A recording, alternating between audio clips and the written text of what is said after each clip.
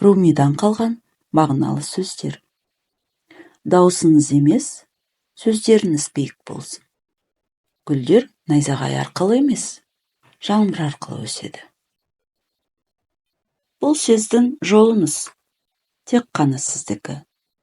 Біреулер сізбен бірге бір жолды кешіп өтуі мүмкін, бірақ сіздің орныңызға ешкім жүрмейді. Қандай жан жылдамдықпен жүрсе де, тек іздегендер ғана қалағанын таба алады. Қай жерде болсан да, не істесен де, жүрегінде махаббат кетпесін. Бақыттың кілті сабырда. Егер өмір сені қинап, тізерлеп отыруға көндірген болса, намаз оқу үшін ең қолайлы сәт келіп. Құлақпен емес, жүрекпен тыңдауды үйреніңіз. Сөз алдамшы. Бір адамды екіншісіне жақындаттыратын нәрсе сөз емес, ішкі жақындық. Кеше ақылды едім, сол үшін бүкіл әлемді өзгертуді қаладым. Ал бүгін данышпанмын, сол үшін өзімізді өзгертуді жөн деп таптым.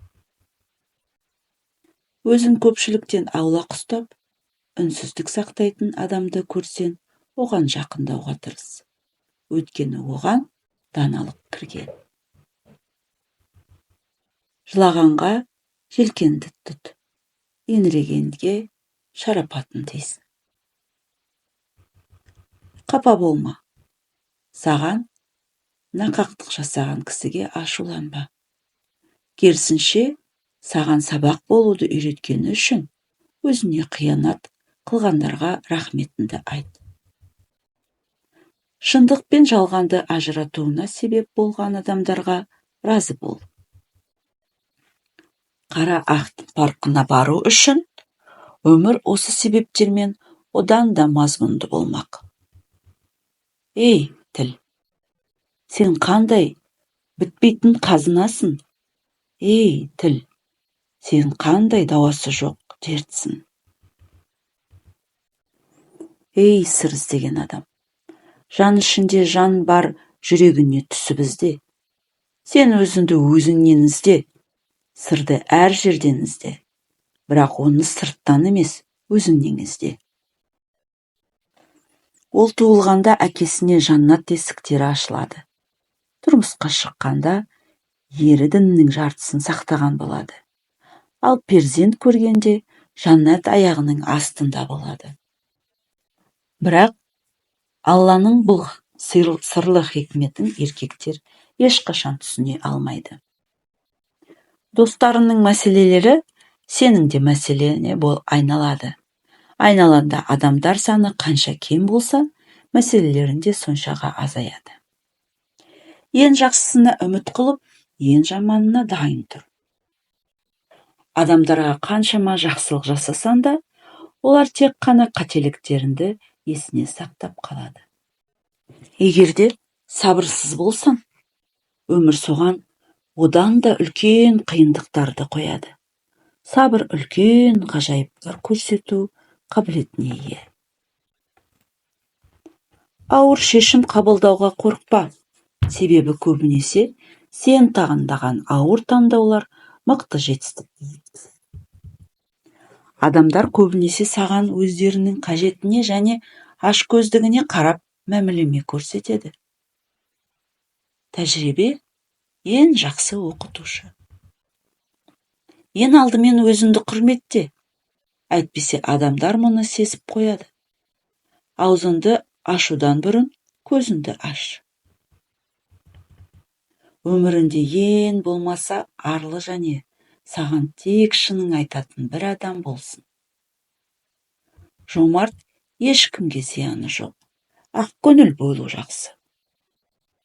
Бірақ өмірде барлық нәрсенің шекарасы бар. Сондықтан аққан суға арзымайды деген сөздің де бар екенін ұмытпа. Ашуға мінгенінде қалт іске қол ұрма. Керісінше ашуыңның басылғанын күт. Себебі ашу үстінде кез келген адам орны тоймас өкініш жіберуі және оны ешқашан артқа қайтара алмауы мүмкін. Әлсіз тұсыңды ешкімге көрсетпе. Кейбір адамдар бұдан рахаттануы мүмкін. Ауыр күндерді басынан өткізіп жатқаның жақсы күндер енді қайта келмейді дегенді білдірмейді. Азаптың барлығы уақытша екенін ұмытпа. Біреуге кек сақтау өзгеге емес, өзіне ғана аздап шектіреді. Уақыт сенің кім екеніңді көрсетеді. Басқа ештеңе емес. Уақыт ең құдіретті күш. Қанша күрессең де, ол бәрібір өз үкімін жүргізеді.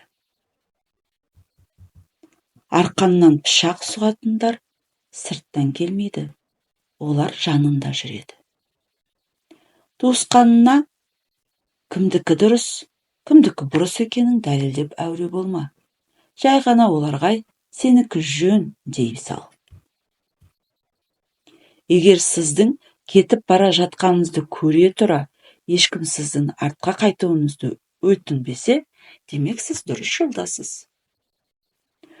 Өзіңді өзгерту қаншалықты қиын екенін ойлап көрші. Ендеше өзгені өзгертуге асығуың қаншалықты дұрыс.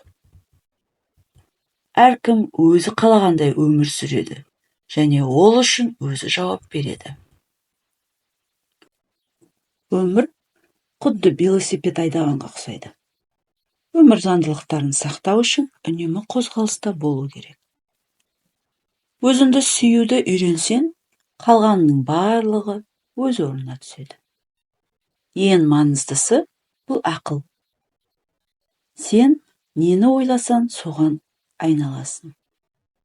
Қиындықтарды жеңу адамның өмірін мазмұнымен толтырады. Өмірді мазмұнсыз сүруге болмайды. Ол өте қысқа. Өзіңізді жағымсыз адамдармен әңгіме қылмау бақытынан айырмаңыз. Сен үлкен мәселелерді жаратуды жақсы көресің. Бар болғаны осыны түсін. Сонда қиындықтар да жоқ болады. Қуаныш пен тыныштықты ұрлайтын үш тұзақ. Өткенге өкіну, келешекке алаңдау және бүгініне шүкіршілік етпеу. Сіз иелік ете алатын бірден бір уақыт, бұл дәл қазіргі сәт. Таңдауға келгенде, қолайлысын таңдама, өз көңіліне қонымдысын таңда. Бір қатені 2 рет жасама, сонда ғана өсесің. Арнама тіркелуді ұмытпаңыз. Лайк басып және комментарий жазып қойыңыз.